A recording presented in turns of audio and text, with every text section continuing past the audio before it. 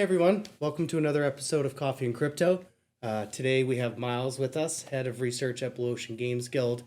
It's always great having you here to share your knowledge, man. I love coming by, and it's nice that we live not too far away, so that we Yeah, can just sort of make our ramblings public. It's kind of what exactly. we're doing is making our regular discussions public. Right, we do it Um, every day, but now we yeah, get a chance to now we kind of get a share chance to that. do it behind the camera with our video team. So I had a great idea for us today, and you agreed for us to talk about bombcrypto Yeah, because this is a project that our game guild actually got involved in really early on. we invested So pretty it, heavily. it was one of our second projects. Actually, I'd say it is I think our it was the second second. main one where we Yeah, really got everyone involved. And the main reason yeah, for when we that deployed fully. was because of their scholar system. So back in like January and February, there was a real limitation on the amount of games that could facilitate any kind of scholar Games like that were thing. scalable in a trustless manner that could be deployed to a multitude of people. Example, a guild. That's right. So Bomb Crypto did the whole like login account, so you'd have a master MetaMask, Yeah, that was really right? elegant. One of the most elegant, I would say, quote unquote, two-factor or like lending systems that I've ever seen in a game, where you have your master wallet that you control yourself, and then you can give limited permissions to a username and password, which you distribute to a scholar, who Yes. then doesn't have to learn about wallets or anything. They could just log in with user and password and play the game. That infrastructure was awesome. Right? And as a guild manager, this is something that I think a lot of people don't hear about, the guild aspect. And that's something I want to bring more to our community because Mm, I feel like that's a way that we can contribute a lot. A lot of YouTubers that I see, they're just individuals. We yeah, really have that guild perspective. So for me, what was great about it is I was able to use a MetaMask with a hardware wallet and import as many different addresses as I wanted for Scholar accounts. right. So now I had a hardware master account for all the different MetaMasks, and then I would just give out the username and password to all the scholars. It made the process simple. I Yeah, didn't even have to teach that's anybody right. how to use MetaMask. It was Yeah, like, no, you go to the website, here's your username and password, that's it. You play can the play the game. game. And what was interesting about it is I really liked in the beginning how communicative they were. There was constant Yeah, announcements. they were always active It in was all of their almost too channels. much. The first thing that ever put me off about Bomb Crypto was that they made a bunch of YouTube videos near the sort of beginning of their Hmm. creation that sort of detailed the game a little bit. And they had an automated voice that spoke Yes, I that, noticed that and too. spoke in sort of not perfect English, and it described the game at a very high level, but never really showed any of what was going on at the low level, what the actual gameplay footage was like, what the Hmm. actual customizations might be like, and how they might affect your gameplay. I thought that was a little bit strange. I Um, did too, yeah, right? But because they were so communicative and it was easy to just kind of log in and play the game, it did give me the Bomberman vibe. It's not exactly the same. it reminds me of Bomberman like 1992 or Yes, there we 1993. go. Not the But the newer key ones. difference is that in your NFT is coded your power-ups and not on the game board. So if Yeah, you let's have explain that a little bit really, more. really high level NFT fighters like legendary bombers, for example, and you go and play in a PvP setting, and at the time the PvP setting hadn't even been out yet, but Hmm. now the PvP setting is out. It's sort of like a money match type scenario where each party will bet a certain amount of coins on a match, and then they'll play basically Bomberman 1992. But like I said, if one person has a legendary hero and another person has a regular hero, well, intrinsically, that person with the regular hero will not be able to throw as many bombs out, and they won't explode as far, and they won't have the ability to walk through blocks or walk through bombs, which puts them at a disadvantage. Yes. Now, in any other traditional game that does this sort of thing, they would invent a matchmaking system, but somehow in Bomb Crypto they did not. And what I thought would have been the case when they made the PvP system was that if you had a legendary hero, now you had the capacity to find on the game board the ability to upgrade I see. I your thought that bomb too. range Yep. or whatever it might be up to a further level than your opponent. But even that didn't make this archaic version of Bomberman interesting enough for me to want to burn 6 trillion tokens on it. You know what I mean? And the truth is, with the amount of legendary bombers that there are in the game, and there is no limit to how many can be minted, there is clear and to be a lot of these tokens flying around, and there doesn't seem to be in this game, there isn't a strong enough game attached to this economic system Mhm. to facilitate enough burning of the token. I agree. But what I did find interesting is back in the clicker era, which was really just kind of like a year ago, It wasn't that long ago, but this it was seems kind of like an one of the age. first really playable play to earn that Yes, wasn't just it log in was a and click some pioneer for buttons. its time. It was one of the first games that wasn't just a game where you click buttons. You actually got to do something. Even if it was just skill-based, even watching a your little bit. guys run around, and then but then there was the Yeah. main mode where Yeah, you'd they actually they control your announced guy. their basically their first adventure mode where you could control your guy and you could lay bombs and it was a little bit skill based and they It's kind of sort of hard too. the difference is they very severely limited and detached that from their main economic gain system, which was their mining system. So Yes. you've got you're mining all these tokens in the one system, but in the other system you're playing sort of an archaic Bomberman game for a limited amount of profit.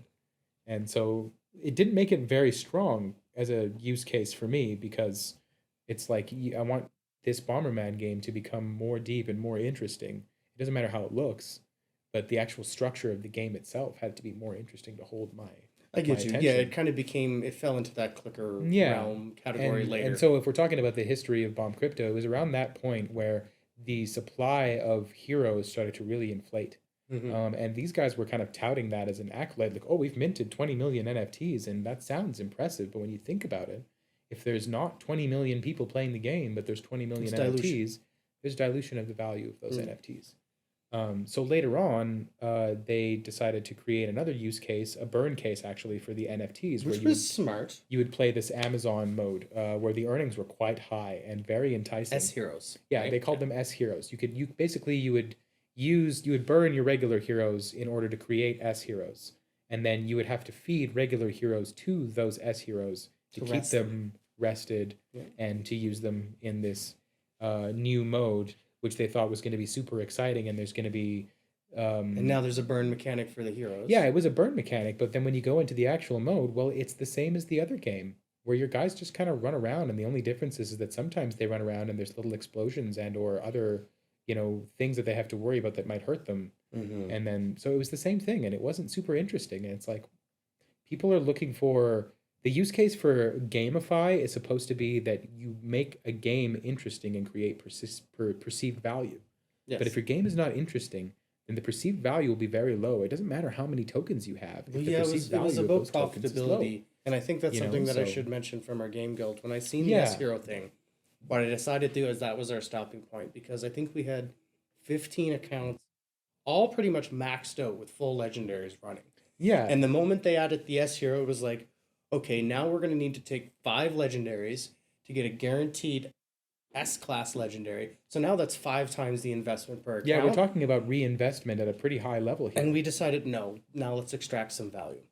And I'm glad we did, because the game was quite profitable for us as a game guild. It was a good investment. It worked out well.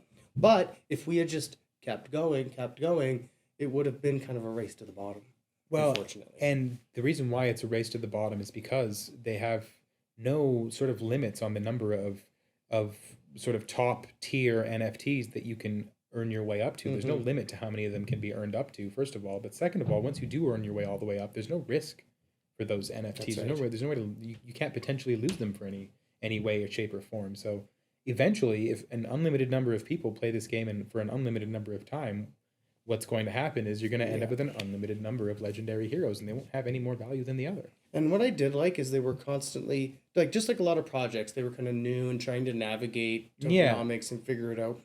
But Yeah. they would try things, right? They're like, Yeah, okay, we they, understand the value of Bitcoin's going down, so now we're going to introduce SendSpark, which is going to be our metaverse token. The big thing about that, and That I was thought neat. it was really innovative what they were doing, but they were doing it sort of against the wishes of their community, because their community was introduced this white paper for this game, and they're like, well, this is what they're going to make, and this is their roadmap, you know what I mean?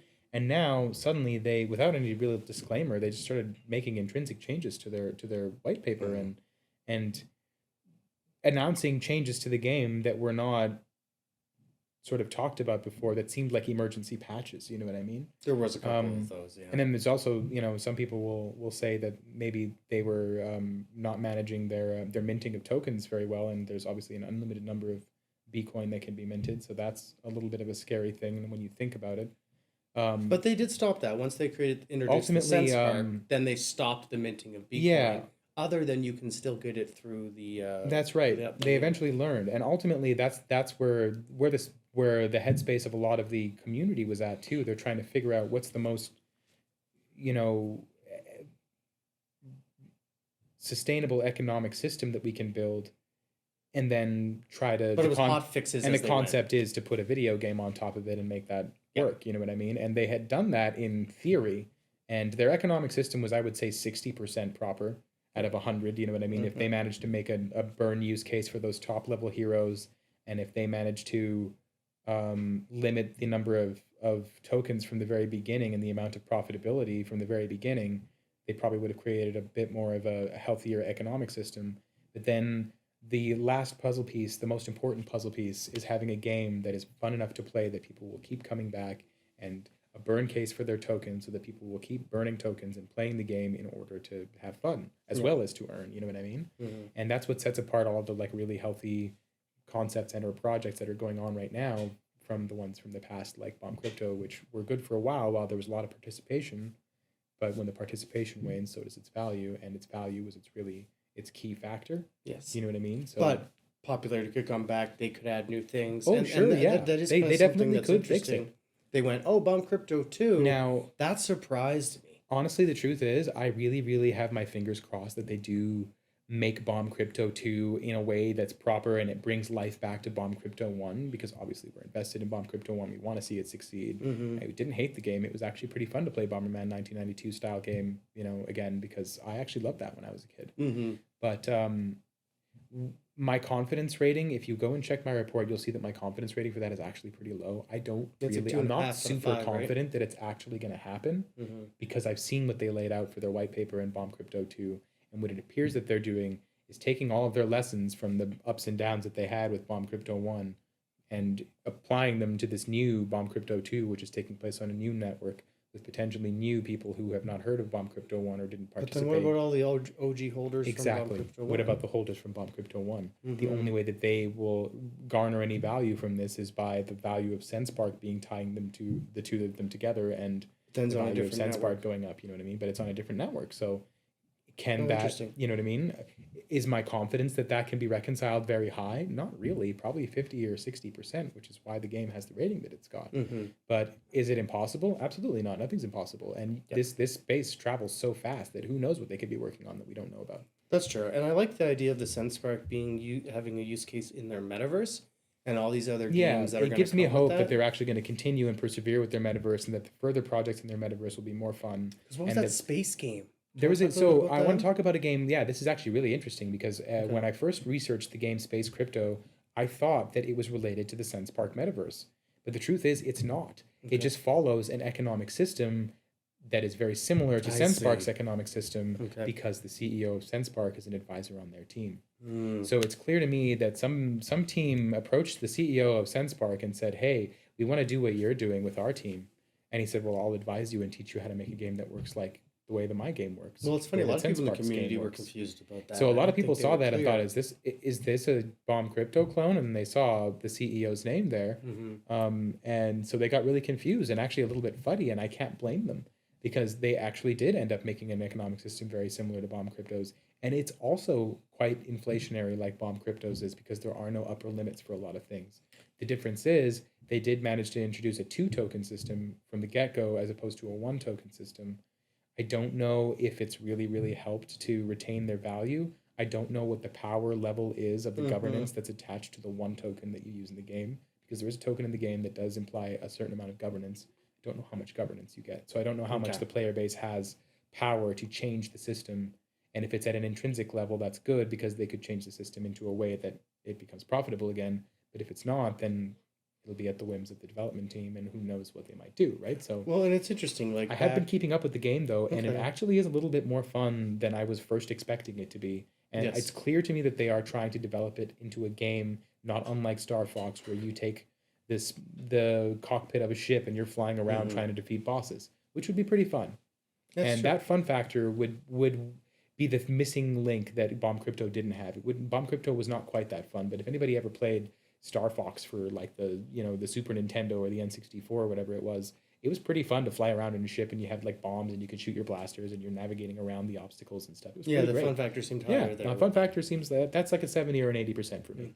Anybody can enjoy that. What I find bombcrypto did well is kind of like with the Axie Rush, and because the scholar system was so early, it really facilitated that whole scholar rush that we've seen with third Yeah, they world facilitated the countries, and onboarding. there was a lot of people who made a decent living in the beginning at that. Yeah, well, a big reason why that happened is not necessarily an accolade of their economic system, because, like I said, their economic system has its flaws. They were a first mover. The big reason why that happened is because those people acted early and Yeah. were in a place where their economic position has a much greater impact on their quality of living as some other places. You know what I mean? If you're a hedge Yes. fund, if you're a hedge fund manager who's just trying this bomb crypto project out and he's got a 0.5% allocation, that might be $50,000 Yeah. versus this guy whose whole family is playing this in Manila, and he might have been able to invest $50 and he got lucky and got some legendaries. Well, that guy who paid $50,000 wants those legendaries, and there's a disparity there. Yeah. So because of that, this guy who's playing the game, even at the lowest level, is able to earn money because everybody sees an equal value of the token and are trying to do their thing. You know what I mean?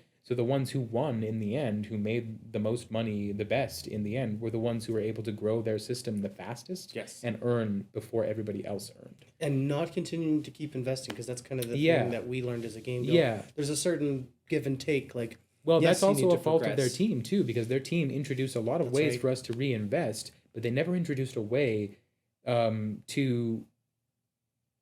They never introduced, I guess. Scarcity is the wrong term, but scarcity would have been good. They didn't No, that's a introduce. good point. They didn't introduce a ceiling, and Yeah. they didn't introduce a way for the top level of things to sort of get burned or get used. You know what I mean? Because ultimately, if you have a system where things rise to the highest level of rarity and then just kind of sit there, well, then there's going to be an unlimited number of those That's right. things if there's an unlimited number of time and people. And I think So- they really did a service to the industry, play to earn. Absolutely. Because And, there was a lot of lessons learned from I would what actually say went they through. kind of did a service to our guild too, because of Yes. that project and a lot of other projects like it, I was really able to refine and develop my research process and Yeah. to learn more about micro tokenomics and What and to look about- for, what not to look for. well, yeah, past the veneer of a fun game, what things are super important, like key level important to make something sustainable versus not sustainable. Because at the end of the day, what you really want to do, what I learned that you should do, is just take all of the factors that they're touting in their game, like players and number of NFTs, and make them infinity. And then is there still value when all of those things are like, if there's an infinite amount of time with an infinite number of people playing this game, will there still be value? Well, in a system like this, I don't know that there is. You know what I mean? But if they had a limited number of legendary NFTs That's or called something the like that, Barbari test. yeah, we'll call it the Barbari test. There There you we go, the go. Barbari test. Yes. So yeah, if you put an unlimited number of players with an unlimited amount of time into the system, will there be things in the system that are tokenomics based or NFT based that retain their value with that? You know what I mean? Yes. So if there's It's a great in this idea. game, there would be an unlimited number of legendary heroes with an unlimited amount of tokens, and then as a result, there wouldn't really be any value for Everything them goes because to there's nothing to do with them. Mhm. But if you look at other projects where maybe there's a limited amount of these things and they have cosmetic value or something like that, well, now no matter how, the more people who join this game, the more people there are to want that thing that there is a limited amount of. So That's right. the reason the thing that's gonna drive that want is making the whole system in the first place fun to be in.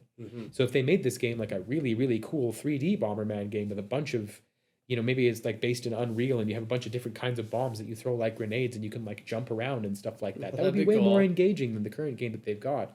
I don't know if it would be out of their scope as a development team. That's not for me to really know, but that kind of thing and attaching a use case to their token related to that would make their system interesting enough that if they had a limited amount of legendary bombers and the legendary bombers just look really, really cool, and there's 1 million people who want to play this game on stream, you know what I mean? And only 15,000 of those people can have this legendary skin. Well, that's going to generate value for that skin. But one thing I'll They give didn't do them that. is they've made so many changes and pivoted that I almost expect them to keep trying to fix things and get Yeah, better. that's right. And that's admirable to see. That's right. You have two different kinds of lines of thinking here. There's the purest line of thinking would be that a project comes out and everything is laid out and it all happens as it's laid out and it works. You know what I mean? That's great because those people went and did what they said they were going to do and it worked. You know what I mean? And then we have this other line of thinking where they have this system where everything's laid out and they're doing as they said they were going to do and everybody's getting what they paid for, but they're not sure it's going to work or they're sure it's not going to work. And so do you pivot and break those people's trusts? Or do you not pivot and then maintain your faith and get to the end of the project, knowing maybe that it wasn't going to work, but you held up your word? You know what I mean? So there's like I guess a discrepancy in ethics there. Do you hold up your word or do you make the thing work at all costs? And it's interesting to watch them navigate that.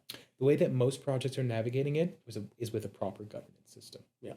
So, I mean, true. a lot of my projects will tout the standard two token system. Well, the standard two token system to me is actually super important. It is a two token system where one of those tokens is a proper governance system that has been audited by a company and it's been proven to be bulletproof. And in that governance, there is logic described that can put the player base or the user base that's actually using this product to work to decide what they want for the future of this product. Yes, I think You know what I that's mean? very And it's not important too. necessarily related to the company that's making it. It's That's related to the essentially the actual DAO project. The aspect. DAO, exactly. Yeah. And if they execute that properly, whether they call it a DAO or not, if they execute that properly, then at the end of the day, if they make a system and they stay true to their white paper and something's not right, the DAO is something that is written in that white paper that is there to fix that. Well, oh, we made a mistake in our economic system and this is inflating and we think we should change it so that it doesn't anymore. Let's The vote. DAO will vote on that. And Yes. that's all part of the system that was laid out in the beginning, just like a constitution. You know Then what I that mean? fixes the And confidence that fixes issue. the problem. And so Yeah. that's why my confidence rating for that will be higher. But the thing is that when I say, because I'll use a single sentence and say this has got a standard two token system, I'm implying all of that with that one sentence. Yep. The standard two token system is actually really, really good. Yeah. That's why it gets an 80%. It's kind of paved the way now, Yeah. actually, and that's the best that's known now. Yeah. Because really, what's interesting with tokenomics is you're engineering an entire financial system. Mm-hmm. The amount of variations of that are, I don't want to say infinite, but it's pretty large. Well, the truth is, Right? though, in the real world with a financial system, We there's don't a know level them of governance, though, because the That's financial right. system has to change, and it has to change in accordance with the changes of the real world. So, Mhm. of course, there's going to be now the governance system of the real world is not quite so streamlined as everybody holds a token and most people Yes. have governance, but this is what's working in the crypto world is to create a decentralized autonomous organization where everything is bulletproof and programmed so that people who are related to their level of participation in the project based on how much value they have in that governance token is their stake in the project, and they get a say just as to what might the next course of action be at a critical time. You know what I mean? Now with some projects they have this structure in place, but the level of decision making that the actual user base gets to do is limited. Yes. And that would limit my confidence rating, because you have to put your trust in those people to make the right decision for their own project and for their own benefit, and give them the power to do that, so that in the event that there is a crisis, Mhm. they have the power to match the power of that crisis. Well said, man. That's amazing. So Well, yeah. I think at that point, let's kind of see what happens with the project. Let's see what happens with Bomb Crypto 2 on Polygon now, Mhm. moving from Binance. Like I said, we made a profit there. It really helped us kind of move into other projects. We Yeah. still have a large collection of heroes. Well, and like I coins and said, stuff if they too. if they somehow manage to pivot in a way, because this is a system, this Bomb Crypto game is a game that does not have a governance Yep. really system. Their way of taking feedback from their player base is mostly through things like Discord, and they just kind of listen to what they say, and then you hope that they hear what you say, and that's about as good as it gets. Yeah. So that be the case, we have to hope that this team, who has gone back and forth on what they're going to do several times, goes back somehow and makes a change to the game that is beneficial or positive for the ecosystem. And like I said, my confidence in that's pretty low, but Mhm. not zero. Right on. Very, very much not zero, because anything could happen in this space. That's true. Well, thanks so much for joining us today. If you guys found this educational, and I know I sure did, it was great talking to you about it. Make sure you like that video, because the likes is what really helps the algorithm show this to other people. Be sure to subscribe to our channel so you can stay up to date with all the awesome play to earn content and other Coffee and Crypto episodes that we have coming out for you. Until next time, cheers.